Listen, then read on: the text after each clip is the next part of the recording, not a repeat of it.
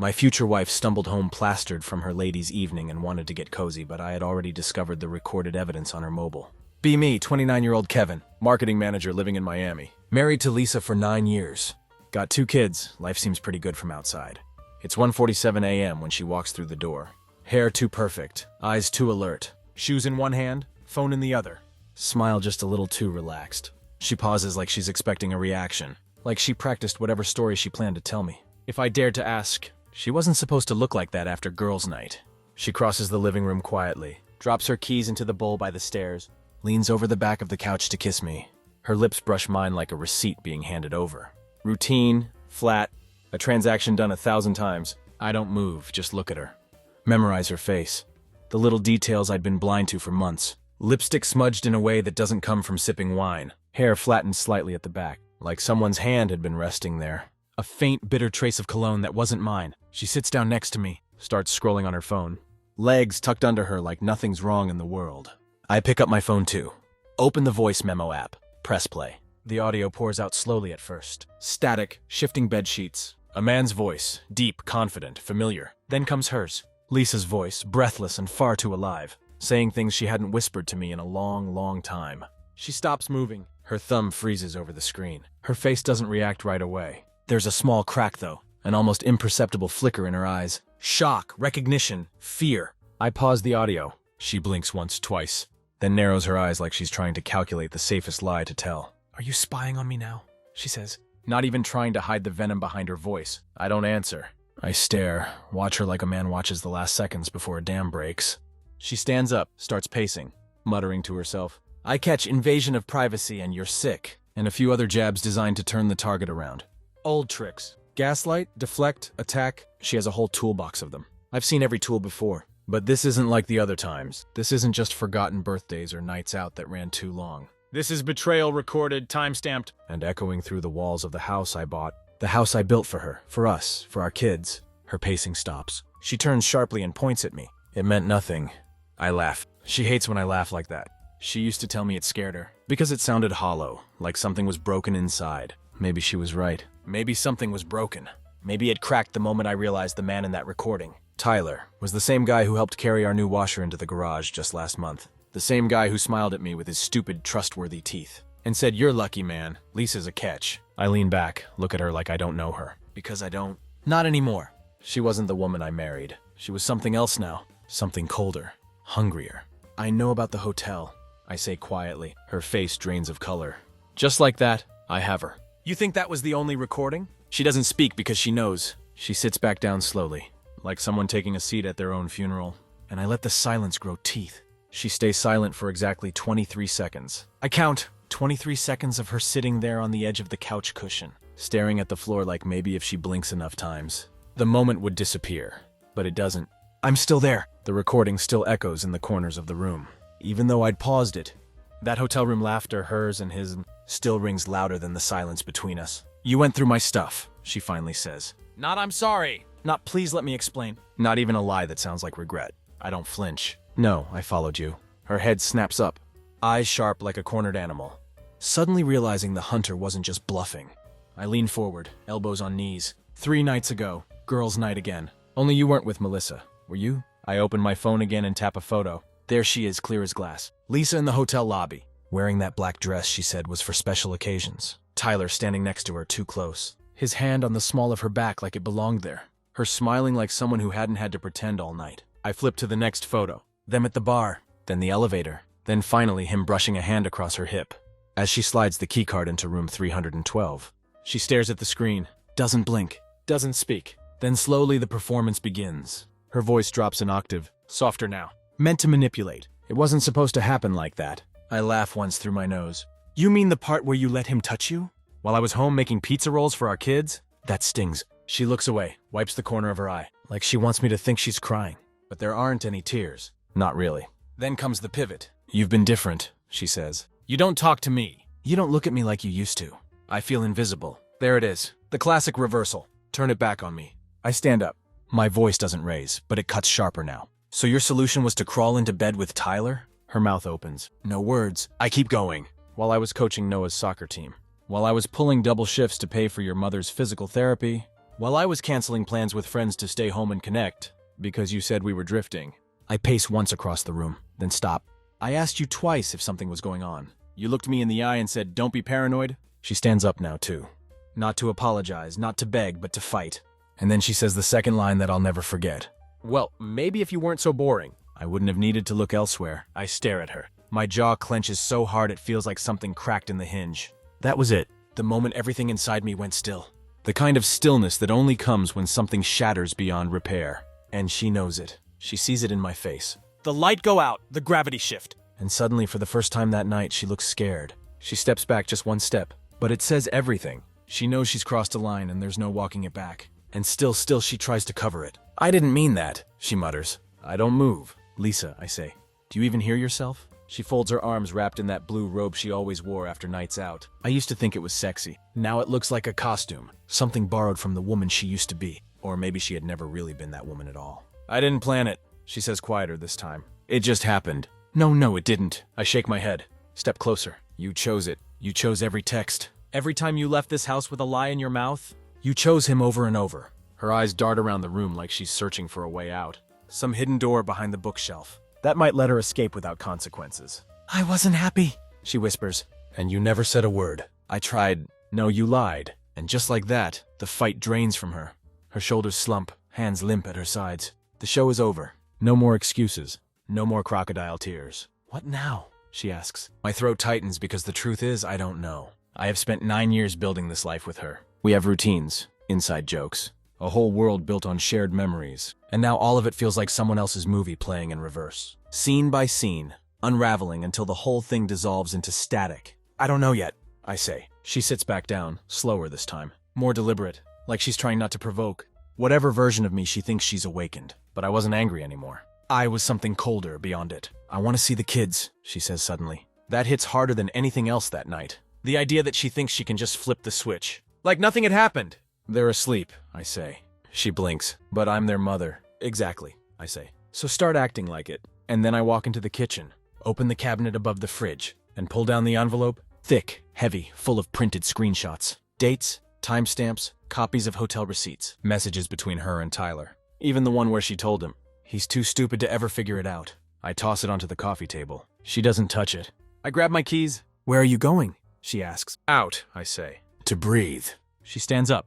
"You can't just leave." "You left first," I say. "You just kept coming back?" And I left her standing there alone, in the quiet house that no longer felt like mine. The air outside is thick, still holding on to the heat from the day. I get in the car, start the engine, and just sit there for a minute. My hands on the steering wheel, not moving, barely breathing. The garage light is still on, through the slats in the window. I can see her pacing again, probably rehearsing her next line, probably wondering how much I know, what else I've seen. She always underestimated me, thought I was too quiet, too nice, too trusting. She wasn't wrong. Not before, but tonight she woke up someone else inside me. I don't even realize where I'm driving until I pull up outside Ryan's place. My best friend since high school, the guy who'd known Lisa almost as long as I had. He opens the door half asleep, t-shirt inside out, and takes one look at my face before saying anything. "You all right?" I hand him the envelope. 10 minutes later, he sets it down without saying a word. His mouth is a hard line. His jaw locked like he's chewing the rage back. "Jesus," he says finally. "How long?" "Months," I say. He nods slowly, then again, faster. "And it's Tyler." I don't answer. He already knows. I never liked that guy. No one did. We sit in silence for a while. The sound of a ticking clock fills the space, like a countdown to something no one was ready for. "You staying here tonight?" he asks. "I don't know. You should. I don't want the kids waking up without me." Ryan looks at me like he wants to say something else. Something protective. Something aggressive. Maybe about going to Tyler's place and beating the truth out of him. But he doesn't. He knows me well enough to know I'm not ready. For the part where anger boils over into chaos. So I go home. The lights are off in the living room now. Her silhouette sits curled on the couch, like she's pretending to be small. But she doesn't speak when I come in. Doesn't ask me where I'd gone. Just watches me like I'm a ghost. Floating through the remains of a life she helped destroy. I walk past her up the stairs. Check on the kids. Their faces are soft with sleep. Their stuffed animals tucked under their arms like tiny shields. I stand there for a while. Long enough for guilt to try sneaking in. Long enough for that voice in my head to whisper, "Maybe you should just forgive her for them." But another voice cuts through louder. Hers, "Maybe if you weren't so boring." That sentence lives in my bones now. I go back downstairs. She's still there, awake. "Do you want to talk?" she asks. I don't answer because what was left to say. Instead, I walk into the guest room, close the door behind me, lock it, and sleep alone for the first time in 9 years. I wake up before the sun. The silence is different in that room. Sharper, unfamiliar. No warm shape beside me. No faint perfume clinging to the sheets. Just the hum of the AC and the creak of wood, beneath the weight of choices I didn't make but now had to carry. For a moment I hope it had all been some twisted dream, that I'd open the door, walk back into our room, and find Lisa curled up under the covers, mumbling half-asleep nonsense like she used to, but I know better. I sit on the edge of the bed for a long time, hands hanging between my knees, staring at the floor like it could give me answers. Then I hear the knock, soft, hesitant. I open the door. There she stands, robe still on, arms crossed tight against her chest. She looks different now, less composed, more real, or maybe just exposed. The armor has cracks. I didn't sleep, she says. I don't respond. She shifts. Can we talk before the kids get up? So we sit at the kitchen table, 2 feet apart. Same table where we'd planned birthday parties. Signed permission slips, argued about bills. Now it's a battleground. Neutral ground maybe, but tense. I don't know what to say. She begins. Try the truth. She flinches. I'm not in love with him, she says. That doesn't help. I never stopped loving you? I look at her hard. You sure had a funny way of showing it? Tears, well. But I don't trust them anymore. I'd seen her cry after texting him goodnight once. Saw it on the phone bill. Tears mean nothing now. I was lonely, she whispers. I needed to feel something again. You could have said that. You could have screamed it. I would have listened. I didn't think you would. That makes me pause, because somewhere buried under the betrayal was that version of us, the one where she felt unheard and I felt unneeded. And neither of us said it out loud. 1,000 unspoken things piling up in the quiet. But she still chose to go to him. She still let him into her life. She reaches across the table, her fingers brushing mine. I want to fix this, and for a split second, I feel the tug of history, of vows, of the weight of 2 children sleeping upstairs. But then I remember the envelope, the hotel, her laugh echoing through my phone. I don't know if it can be fixed, I say. Silence. She sits back. Something in her eyes changes again, like a door slamming shut, like she's already building her own version of the story, where she's the victim. So that's it, she says. You're giving up? No, I say. You already did. I'm just facing it. She stands up without another word and walks out of the room. And for the first time in years, I don't follow her. By mid-morning, the kids are up. Noah bursts into the kitchen half awake, dragging his stuffed tiger by the leg. Dad, where's Mom? He asks, rubbing one eye. I freeze. She's upstairs, no doubt. Scrolling through messages, deleting what she can, trying to regain control before the fallout finishes collapsing everything around her. But to him, she's still just Mom. Pancake flipping, hug giving, bedtime story reading Mom. She's getting ready, I say. Want pancakes? His face lights up like it's Christmas. With the whipped cream? Yeah, buddy. With the works. We sit at the table and for 10 precious minutes, I live in a version of my life that still works. Pancakes, giggles, maple syrup fingerprints on the counter. He asks if we can build a fort later. I say yes. I don't know if I'll be in this house next week. But today, he deserves normal. Lisa finally comes downstairs, dressed like nothing had happened. Jeans, hoodie, hair tied up. She avoids eye contact and moves like a stranger in someone else's kitchen. I watch her pour coffee, hear the spoon clink against the mug. Watch how she doesn't ask me how I slept. The quiet between us is loaded, but the kids can't see it yet. They still talk over each other about cartoons, and which dinosaur could beat up which. And I let them. At 11:03 a.m., Lisa pulls me aside. We need to figure out what we're doing. I laugh once under my breath. Funny, that's exactly what I said 6 months ago. You just didn't hear me. She doesn't argue. She looks at the floor like she can't bear to look me in the face again. Then she says it. I already told Tyler it's over. My jaw clenches. Am I supposed to thank you? She steps back like I'd slapped her. No, I'm saying I'm trying to fix it. But there was no fixing a house that burned from the inside. You might salvage a frame, but the walls always remember the fire. I tell her the truth. I've started seeing a lawyer. She blinks hard. Are you serious? Dead. Her arms full defensive again. So that's it. You're walking out on our family. No, I say. You already did. I'm just catching up. I leave the room. Her voice doesn't follow me. But behind me, I swear I can feel the rage boiling under that soft exterior. Not sadness, not regret. Anger, because she's losing control of me. Of the story. Of how she'd spin it later to her friends. When she plays the poor abandoned wife. And I don't care anymore. Let her. The truth will stick. She starts doing the thing she always does when she feels the power shift. Overcorrecting. That afternoon, the house becomes a stage. Dishes are cleaned. Laundry folded. Kids over-entertained. She's suddenly everywhere offering snacks. Playing games. Talking to the dog. Like it's all a wholesome family sitcom episode. Except it's all performance. Not once does she come to me with actual remorse. No confessions, no deeper truth. Just surface-level cleanup. Like a fresh coat of paint over a collapsed wall. I watch it all quietly. The kids don't notice, of course. To them, it's just another weekend.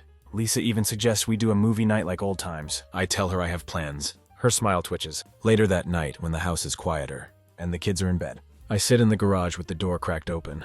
Just enough to let in the night air. I don't want her in my space. Not even close. She comes out anyway. Can we at least talk like adults? She asks. I don't answer. She takes it as permission. I didn't mean to fall into it with Tyler. It wasn't planned. It was weakness. It was loneliness and yeah, maybe some resentment. She pauses like she expects sympathy. I stay silent. She keeps going.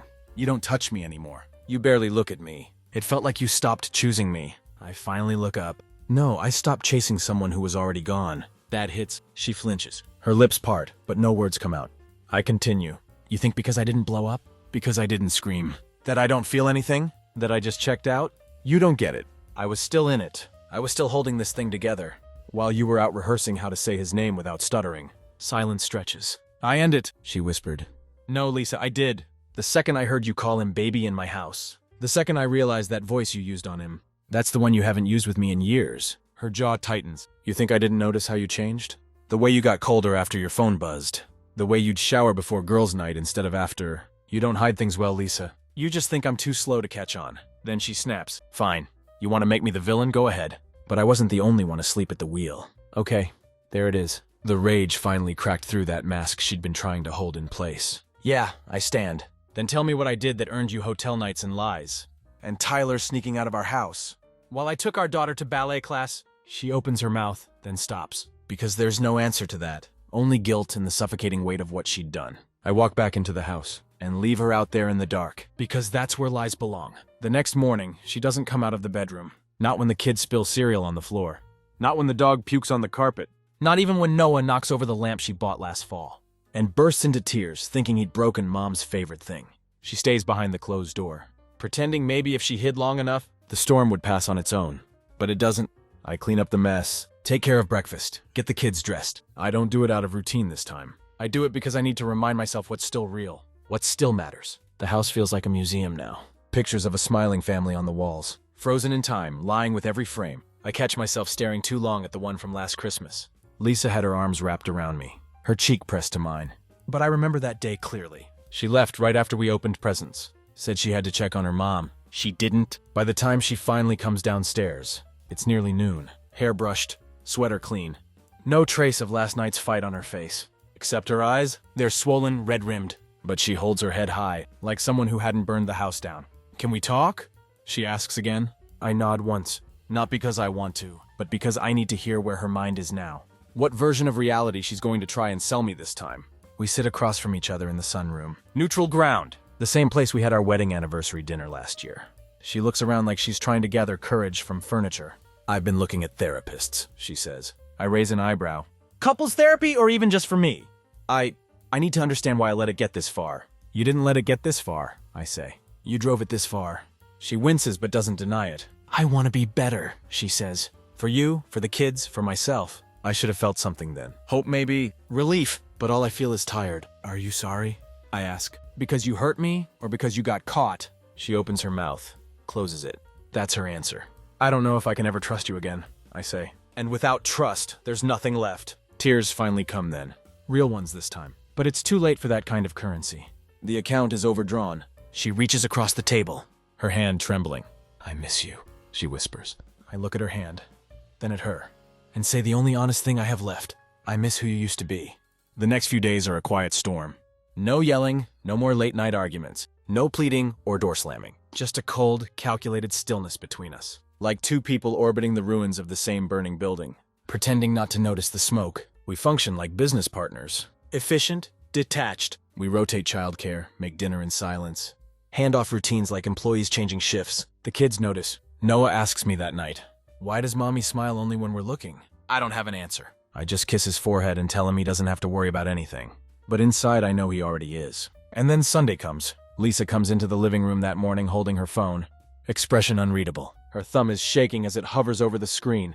She looks at me like she's choosing between a grenade and a confession. I need to tell you something, she says. I don't say anything. She holds out the phone. It's a screenshot, a message. Tyler again. I miss your mouth. You sure he doesn't suspect anything? Dated 2 weeks before I played the recording. I look at her. She's pale, almost gray. Her breath shaky. I didn't end it when I said I did, she says. I told you I did, but I didn't. I blink. Just once. Don't even flinch. There it is. The second betrayal. The one after the so-called remorse. The one that proves she hadn't just slipped. She dove. You lied again, I say. After all of this, after I gave you a chance to be honest. You lied again. Her voice cracks. I didn't want to lose you. You already did. And then I stand up. This time without hesitation. You need to leave, I say. She freezes. What? I'm not doing this anymore. The therapy talk, the fake rebuilding, the pretending. I'm done. We have kids. I'll never take them from you. But this house, this relationship, it's over. She staggers back like I'd hit her. And for a second I see it. Not just fear, not sadness. Panic.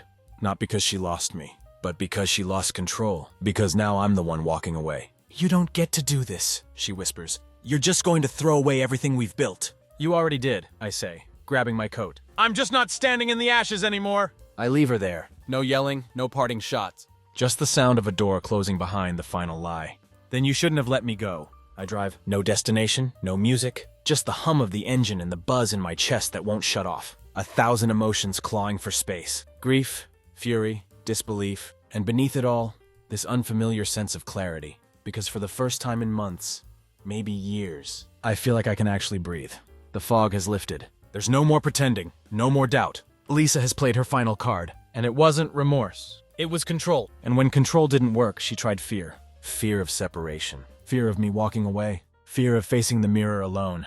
She didn't miss me. She missed the version of her that existed in my forgiveness. I end up at the lake, the one near my parents' old cabin. Sit on a bench by the water until the sun starts slipping behind the trees. And I think about the boy I was before her. Before marriage. Before betrayal. He would have hated this version of me. So cautious, so tired, so bent. But he would have been proud too. Because I didn't stay. When I get back, the house is quiet. She's packing. I don't help. I don't speak. She walks past me with a box in her arms, pausing by the door like she wants a moment. A final scene. Maybe some poetic closure. But I give her nothing. Not out of cruelty. Out of necessity. She leaves. No dramatic exit. No last-minute apology. Just the sound of her car pulling away. I walk upstairs and check on the kids. They're asleep, peaceful, oblivious. I sit on the floor beside their door and let it all hit me. 9 years gone. Not in one moment, but in 1,000 cracks she thought I'd never notice. And now here I am. Alone, but free. Broken, but honest. And somewhere in that wreckage, I find something I hadn't felt in a long time. A beginning. Monday comes like any other. Alarm at 6:30. Toast in the kitchen. Kids arguing about who gets to brush their teeth first. But this time, there's no shadow in the hallway. No sudden tension in the room when footsteps come down the stairs. Lisa is gone.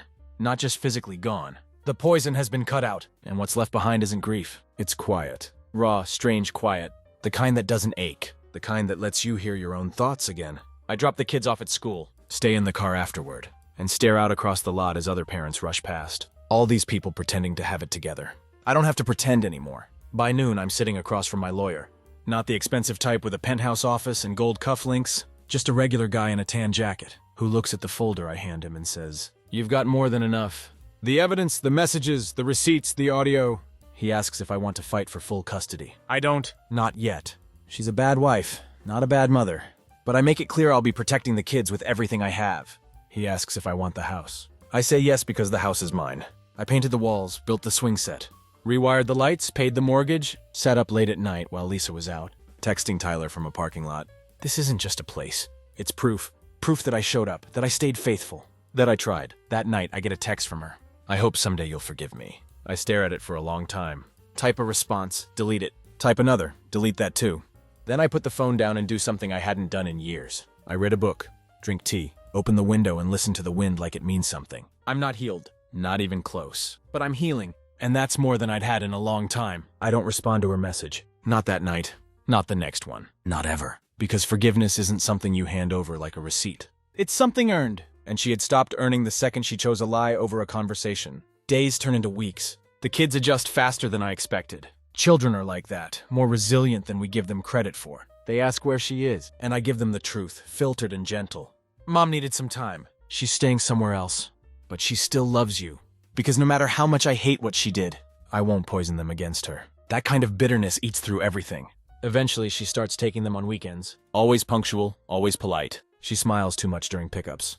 like she thinks she can audition her way back into the role of wife. But she doesn't ask to talk again, because she knows the door is closed. I focus on rebuilding. The house gets quieter but lighter. I rearrange the living room, take down photos I can't look at without feeling a knife twist in my gut. Hang up new ones. Me and the kids at the park. Noah covered in mud. Ellie wearing her dad's shoes, grinning like a tiny storm. I laugh again. Not a bitter laugh. Not that empty sound I used to let out when something hurt too much to name. A real one. The kind that comes from remembering who the hell you are. I start running again, reading. Cook more, join a community group. Nothing dramatic. Just pieces of a man stitching himself back together without apology. One night, weeks later, I open the old box in the closet. Inside is a photo of Lisa and me, back when we still believed everything would last forever. I look at it for a long while, and instead of rage or grief or even longing, I just feel distance. That version of her, that version of me, they're gone.